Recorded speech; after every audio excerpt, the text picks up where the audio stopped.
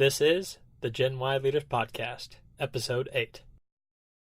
There's this concept that's very real in education called the school-to-prison pipeline.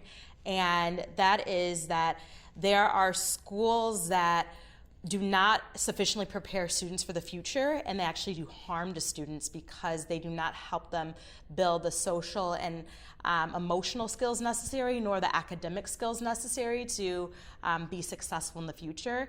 And that's not going to be the story for our students. We're very intentional about ensuring that our students are not going to fall into the school-to-prison pipeline, and they're going to flourish and have lofty goals and be well equipped to make those goals a reality.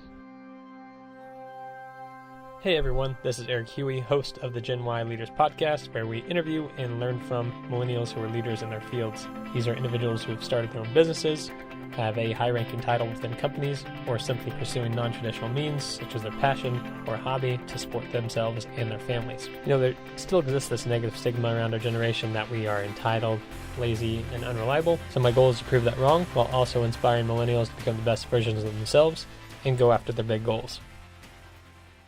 Hey guys, and welcome back to another episode of the GenWhy Leaders Podcast. Hope you are doing well. Question right off the bat for you today. What kind of learner are you? You know, audible, visual, etc. Now think about how you learn best and ask yourself if your educational experience catered to that need. Oftentimes there's this void or this disconnect between how teachers teach and how learners learn. Now I know that's tough, and teachers have it difficult nowadays given classroom sizes and limited time in the classroom, but I think there's sometimes a bias of teachers teaching the way they learn and not how students learn. My guest today is disrupting that disconnect and that bias by combining all these different styles of learning, audible, visual, into different layers and projects for students to solve real-world problems. Today's guest is Kirsten Brown, who is the founding principal at Crossroads Preparatory Academy here in Kansas City. This is an awesome episode, guys. I think you'll love it. We talk everything from the academy itself, how she landed the role as principal, and how she manages 20 staff and 200 students. Here's my interview with Kirsten Brown. All right, everyone, welcome to another episode of the GenWhy Leaders Podcast. I'm here with my good friend and former classmate in high school, Kirsten Brown. Kirsten, thanks for being on the show. Yes, thanks for having me. Yeah, my pleasure. It's pretty easy to start off. I just ask, who you are and what you do for a living, just to give the listeners a little more background about what you do. Sure.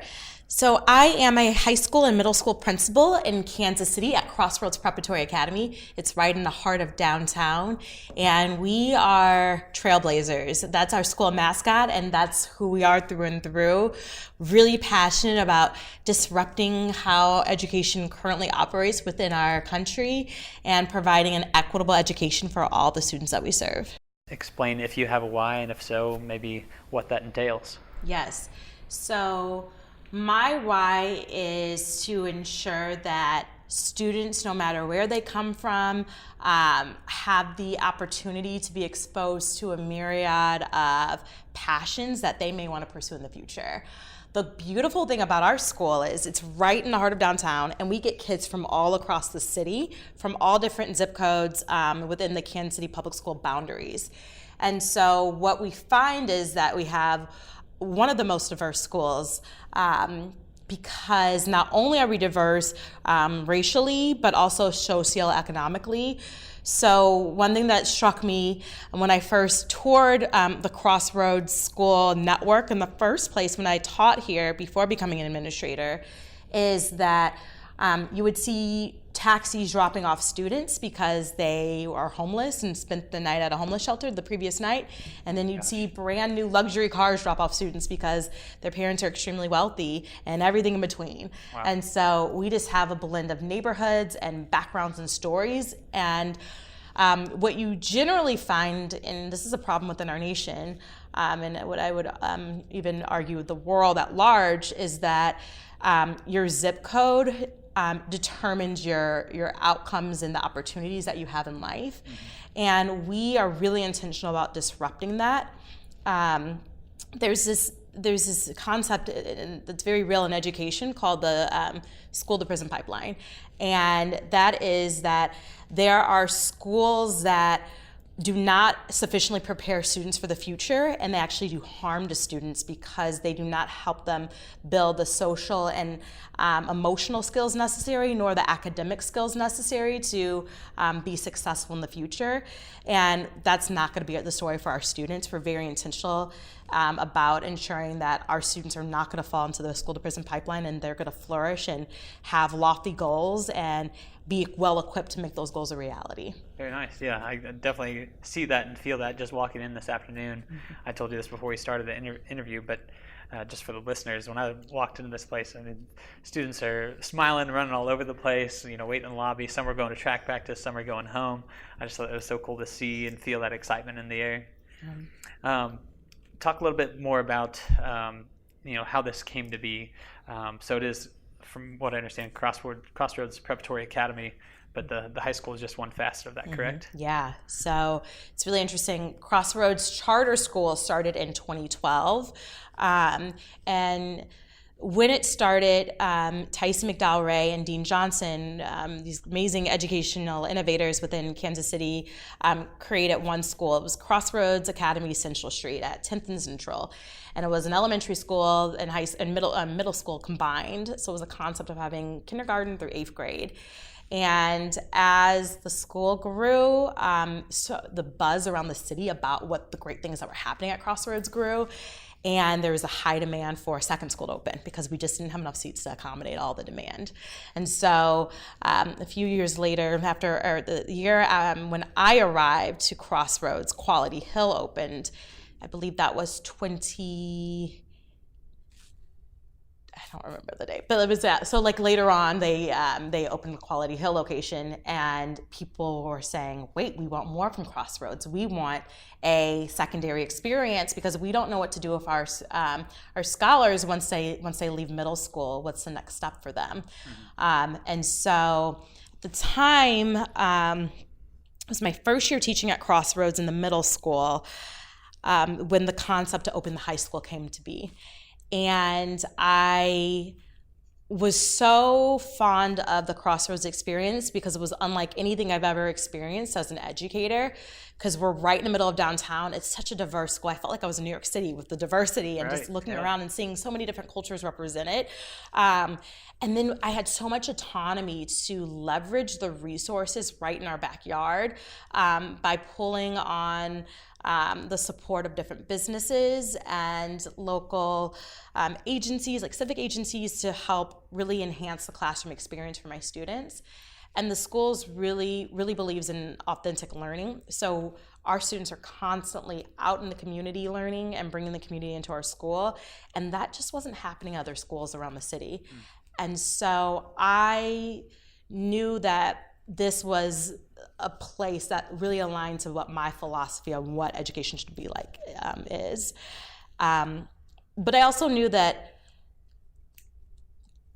I wanted to see this happen at schools across the country and not just at Crossroads. And so I applied to Harvard's Educational Leadership Doctoral program because I'm like, this is going to help me bring this vision of what's beautiful and what's best for kids at a global scale, and to lead that initiative.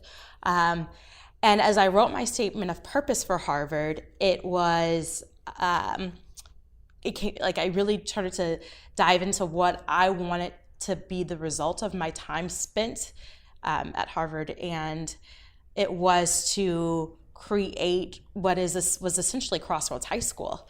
And I described this vision of a school that was what I knew could be possible for the scholars that I was serving in the middle school. And so I applied for the high school position while I was applying for Harvard, and was offered the job to be the founding principal of Crossroads High School.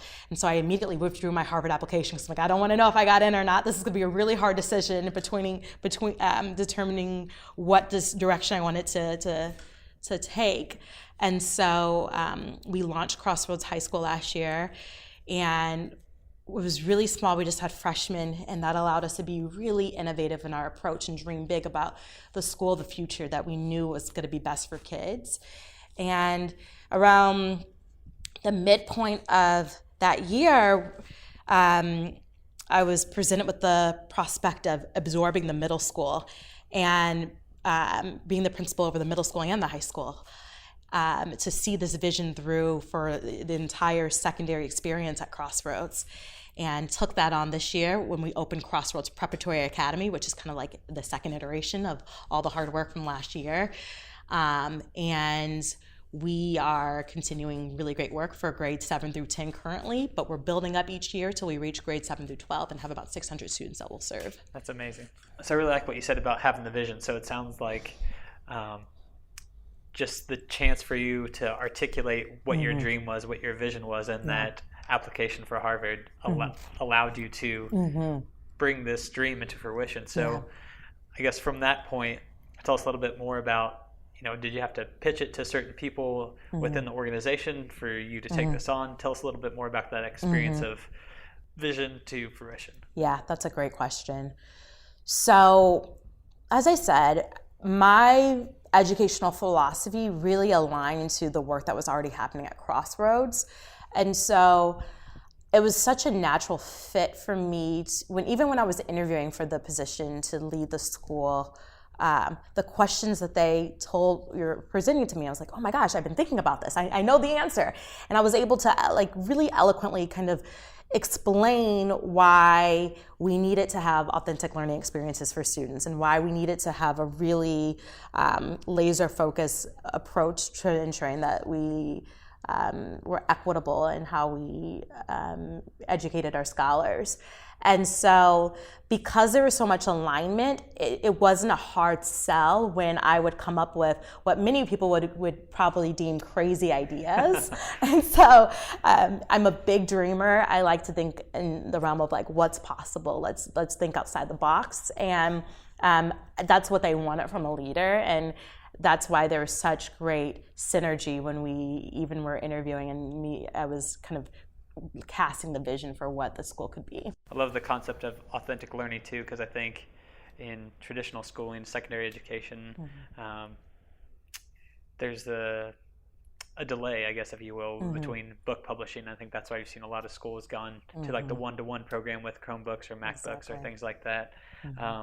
So do you want to touch on the authentic learning piece a little bit and how that works with local businesses and organizations and maybe exactly what they do for you all? Absolutely. So when we started Crossroads High School, Iteration 1 last year, we knew that we wanted to prepare students for the future. And we did so much research determining, okay, what does that even look like? No one even knows what the future is going to be. And things are changing so rapidly, but we got to make sure our kids are prepared for that. And so many of the jobs that our students, once they graduate, that they'll be doing, they probably don't even exist yet in the form that they'll be in when they actually take on those positions. And so what are the core things that we know students need to be really well developed in? And that's the question we consistently ask ourselves. And time and time again, research shows that students need to be able to problem solve. That's a huge thing that many employers are saying. Current workforce is lacking more and more. They need to know how to think critically and analyze, and they need to know how to collaborate and form authentic kind of partnerships and alliances to get a job done. And in a traditional classroom setting where you're sitting down and you're hearing a lecture, you're reading a book, yeah, those are important things, but that's not going to necessarily prepare you with those quote unquote soft skills that everyone's telling us that we need, and it's so apparent that kids need. So we began to think outside the box in terms of how we can ensure that our students have those skills. Another thing that's really important to us is we always say we want our students to be the global leaders of tomorrow. So how do you make sure that students are being developed to leaders? Well, you allow them to, you make it obvious to them that they have agency and they can be problem solvers for things that are happening in their lives or the community or the world at large. And so last year, one of our students was sitting outside of Commerce Tower, which is a really big building outside in downtown Kansas City. And it's shared space with different businesses, and it's apartment complex, and all kinds of things are there. Some of my students were sitting on flower pots, not in them, but kind of around these big flower pots, and the security guard berated them, said, "What are you doing? Get from out those flower pots." And they were really upset and came to their math teacher and said, "Hey, there's no place to sit out there. We're just leaning on the flower pots and we don't know what to do." She's like, "Okay, well, you got to do something about it. What are you going to do?" I'm like, "Oh my gosh, I can do something about a problem? Well, I have agency." And it really shifted the paradigm for our students. And in the true Crossroads spirit, the teacher began to reach out to our innovation coach, who partnered her with different resources in the community, such as the Kansas City Design Center, and she learned from that experience working with real industry professionals that students could maybe draw some inspiration to the Build a Better Block movement that was happening in Austin, Texas, where people were beautifying blocks, one block at a time. And she showed our students this concept, and they did some research online. And they said, "This is what we need to do outside of Commerce Tower. We need to beautify it by adding outdoor furniture." And so the next thing she did was she met with local architects, and they taught her about SketchUp, which is a design platform.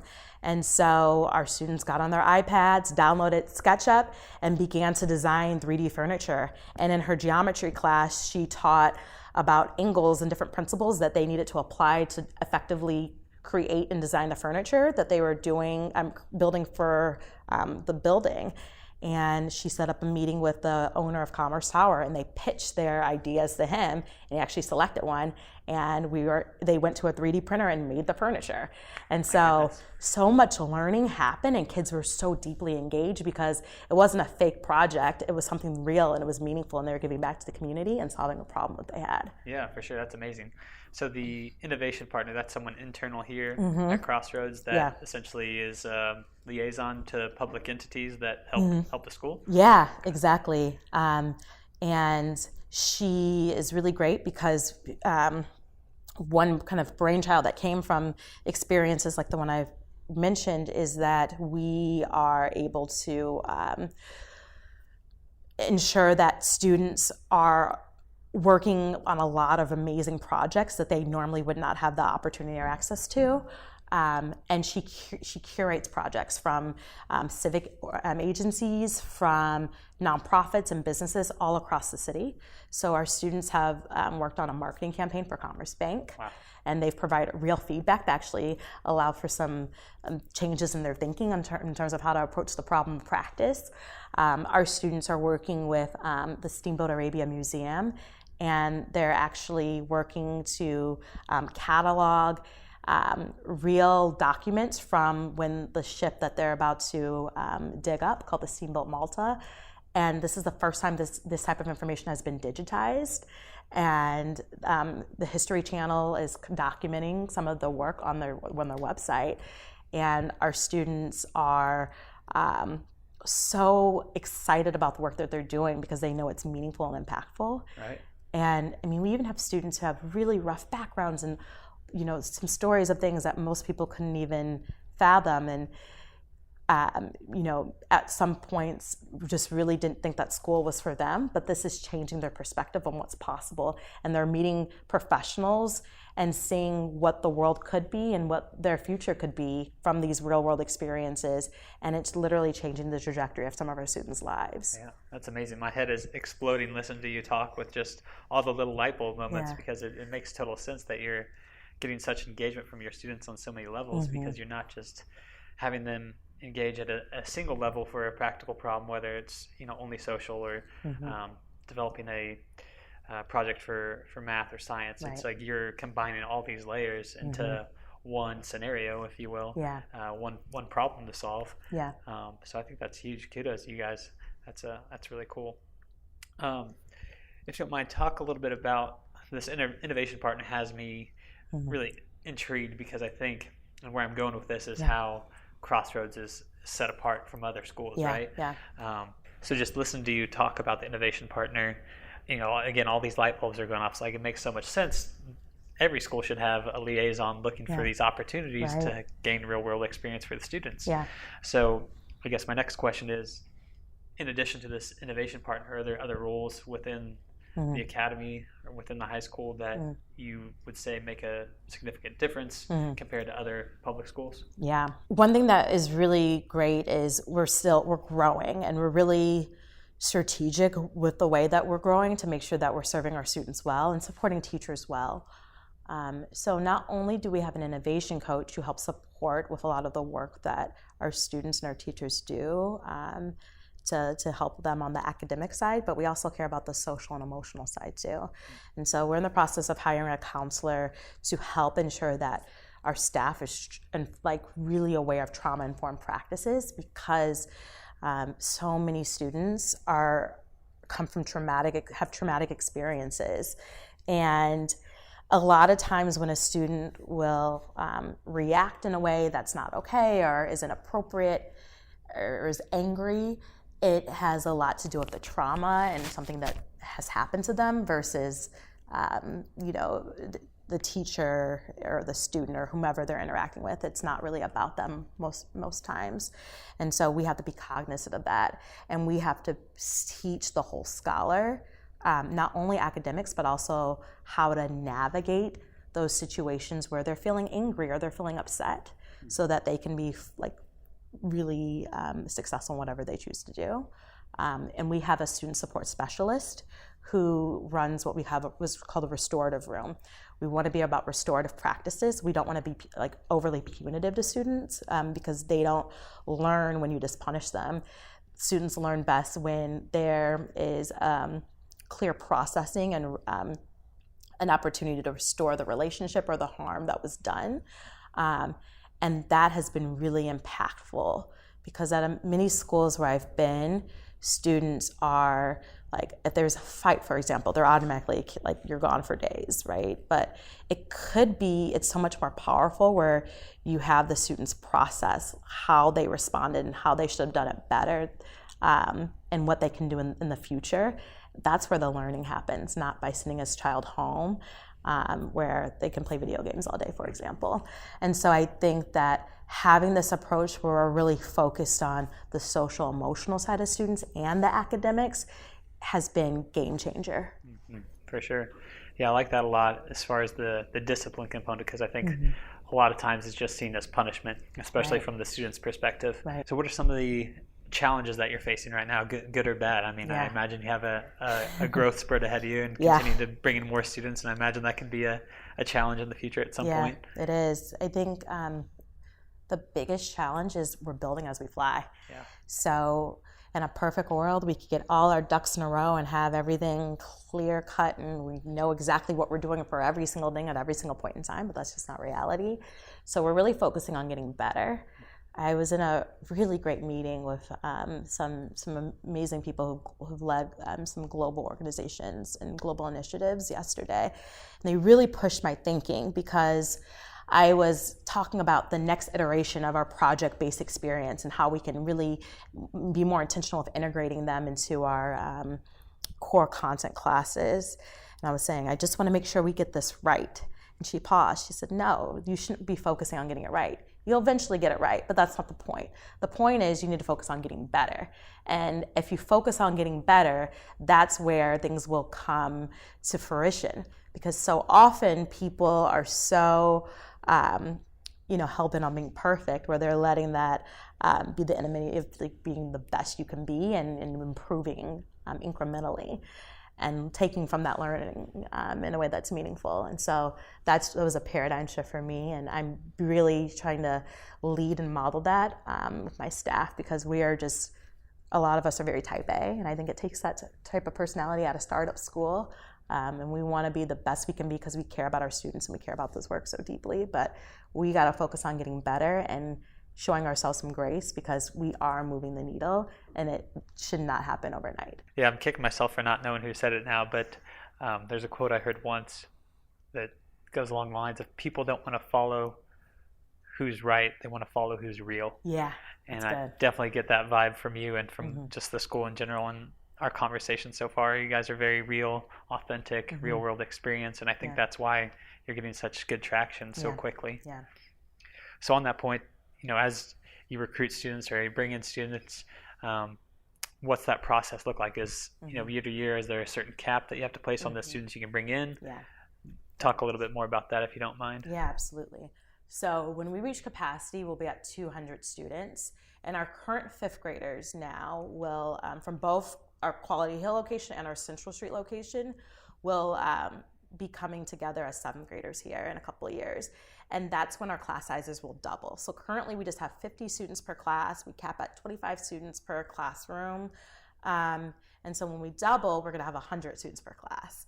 And so we're gonna, we are growing vertically because, we're building until we get 12th graders, but then we're gonna start to grow, in terms of width as well as our class sizes double.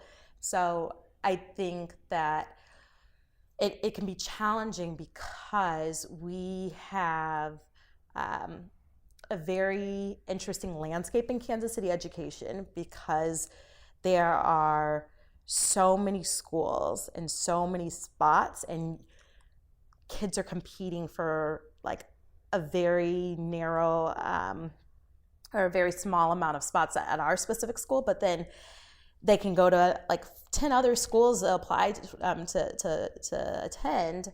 And so it's really about how do you set yourself apart to ensure that you don't have that an issue that some schools experience where they're grasping to ensure that they have the enrollment where it needs to be.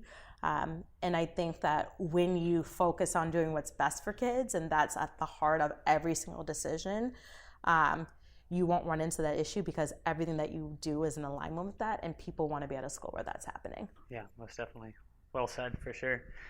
So I guess along the same lines, do you have room in this building to kind of accommodate that expansion, or what's the plan from a physical location standpoint? I know you said that one location's coming here eventually. Yeah.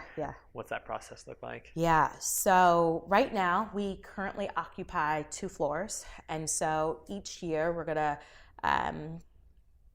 do construction each summer to get another floor ready for us to occupy. That's amazing. Yeah, so it's really great. There's lots of meetings with architects and engineers.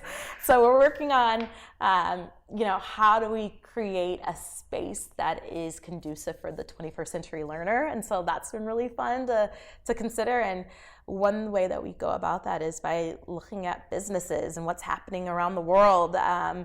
And we want our students, if they want to work at Google, for example, one day, they're not shocked by that type of a setting because we are hopefully pulling in elements of what they'll see in the workplace. Yeah, very nice.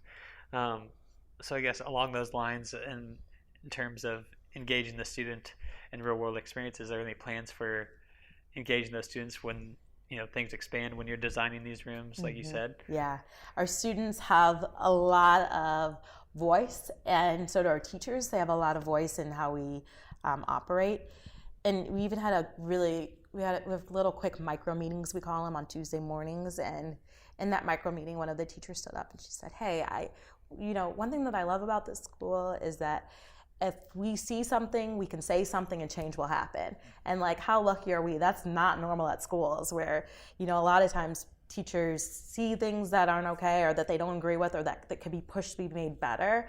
And it's just a point of it gets them upset and they can talk to each other about it, but change doesn't really happen. Here, we are all about iterating and doing what's best for all parties, and feedback is essential for us to grow. And so we want to know feedback. We want to know how we can get better. We want to hear ideas from not only our teachers, but our students and their parents. And we're really intentional about getting that and actually listening and implementing that feedback, which is critical for our success. Definitely. That's amazing. So I guess, now that we've talked a bit about the Academy as itself and plans for growth and things like that, I think we've painted a good picture for the listeners, if you will, to kind of give them an idea. But since this is a millennial leadership-based podcast, I want to talk more about your individual experience. You told us about the transition period of how you came into this position, but I also want to talk about your current day-to-day activities. Yeah. You're essentially the equivalent of managing a 200-person startup, right? Yeah. So talk a little bit about maybe what your day looks like, day in and day out, and how you go about managing that. Any time management hacks or things like that you would recommend or that you kind of live by, so to speak? Definitely. So in terms of time management hacks and things I live by, Google Calendars is my best friend. Whenever something's scheduled, whether it's personal or work related, I immediately put it in my Google Calendar and share it with all necessary stakeholders so they're made aware. And I love the notifications because I can know a month out, a week out, an hour before, and I need those little reminders to have it on my radar because I'm thrown so many things all the time, constantly. And like so my request to meet with you. Yeah, always. So I'm like, I got to put that in there because I got to make sure that I show up where I need to be. And I think something that was really important to me is I feel so overwhelmed by email. I get so many emails every single day, all the time. And so I like to have my email open so that I can just flush that out because I have so many other things to focus on where I can't fall behind with email, and it's so easy to fall into that trap. So I just stay on top of that whenever possible. Whenever I have a lull in the day, I just attack that. So is that even after hours in the evening, you're keeping an eye on it? Yeah, so to that point, when I leave school, I leave school. I don't like to do work at home. I think work-life balance is incredibly important because if I'm not sustained, I can't be my best self, and I'm my best self, I can't lead well, and that's not good for anyone. So I make sure my staff knows that too. We want to ensure that we can be our best selves, and we support students best when we feel sustained. That's critical. So in terms of my day-to-day, so we usually have some type of staff meeting or PLC, which is a professional learning community, in the morning that I'll attend. And then at 8:45, we greet students. I greet every student coming up the stairs every morning, remind them about uniform or anything that they need to go and change, see how their morning's off. Student, that's really important to me. So if a student's coming up and they're angry or grumpy, I can pull them aside like, hey, what's going on? And kind of get to the root problem and try to help them problem solve so they can be set up for a strong day. Very nice. And so after that, I just hit the ground running. I like to do classroom observations. I have a lot of one-on-one meetings with teachers. It's hiring season right now, so I have tons of interviews kind of stacked up in my morning. But no one day looks alike. I could be meeting with funders one day, and next day I could be looking at other schools in a different state. So I may have a vision for how my day is going to go, and it goes completely different because there's an issue that pops up, and that often happens at any given time. So you just have to be ready and flexible. Right. How many teachers are you managing currently? Yeah, so currently I have about 20 teachers, and that number is just going to grow every single year. Yeah, that's amazing. Kudos to you to be able to handle that, because that's at least 20 employees equivalent in the business sector, but having 200 students, that definitely adds for more, because I imagine you're getting emails from them and their parents and things like that as well. So I guess in terms of day-to-day success, learning, professional development, are there any books or resources that you use on a regular basis, whether that be for your time management, interpersonal skills, things like that? Or is there anything that you would recommend for the listeners that you would tell them to check out? That's a good question. So one thing that helps me a lot, because this work is incredibly demanding and it matters so much, I have to show up every day and be my best self, and I have to get better all the time. I have to draw upon inspiration from others to sustain me, especially in those moments where I just feel so drained and I have nothing else to give. I need to build myself back up. And so I often work out just to get those endorphins going, and just for the health and wellness purposes, of course. But when I do, I love to watch YouTube videos of people who inspire me. So I do a lot of Oprah. I just Google Oprah and just watch some of her speeches at different universities and learn from some of her wisdom. Or I love Michelle Obama. I do the same thing. There are just so many people that I can draw inspiration from so many different sectors. And oftentimes I'll just we'll read an article in Forbes or something about different CEOs, and we'll just Google them and hear their talks and have so many beautiful aha moments that I can directly apply to the way that I operate as a leader. And not only that, but I just get inspired, because oftentimes people who are successful are very open about and transparent about the challenges and how they've overcome. And so, especially in challenging times, I can kind of have a video and get inspired and push through when it seems like it's impossible, and learn that it actually isn't impossible after all. I always like to make sure the podcast episode is a resource for both you and the listeners. So if you don't mind, would you mind sharing maybe like your email address or any social media channels that you'd want to, just for people to get contact with you about success or actually getting information about Crossroads? Yes, that would be great. Yeah, so my email address is kbrown, so KBROWN @crossroadsschoolskc.org. And it's a little tricky because Crossroads is plural and then schools immediately follows. So yes, there are two S's next to each other, but it's kbrown @crossroadsschoolskc.org. Awesome. Kirsten, thanks so much for your time. We really appreciate you being on the show. Thank you for having me. I appreciate that. That wraps up today's episode. I want to thank you all again for listening. My name is Eric Huey. My goal is to provide you with inspiring content that helps you do your job better or go after your big goals. I'd appreciate your feedback with a rating or review on whichever platform you found the show. And if you'd like to share your feedback directly, or if you know someone who would be a great guest on the show, feel free to email me directly at GenWhyLeaders@gmail.com. That's GenWhyLeaders@gmail.com. Thanks again. I'll see you next time.